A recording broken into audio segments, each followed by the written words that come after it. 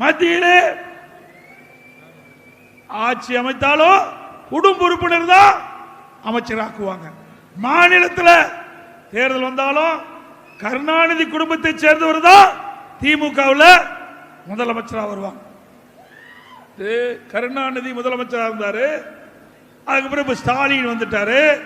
இப்போ உதயநிதி ஸ்டாலின் துணை முதலமைச்சராக பொறுப்பேற்றுகின்றார். திரு ஸ்டாலினுக்கு பிறகு உதயநிதி ஸ்டாலின் வருவாராம்.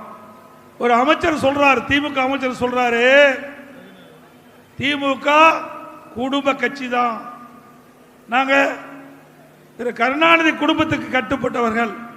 திரு ஸ்டாலின் முதலமைச்சராக ஏற்றுக்கொள்வோம், உதயநிதி முதலமைச்சராக ஏற்றுக்கொள்வோம், இன்பநிதி முதலமைச்சரானாலும் ஏற்றுக்கொள்ளுங்கிறான்.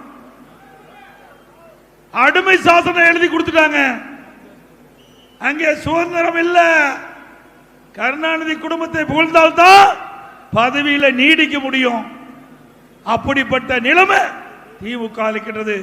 அப்படிப்பட்ட கட்சி ஆட்சிக்கு வர வேணுமா? வர வேணுங்களா?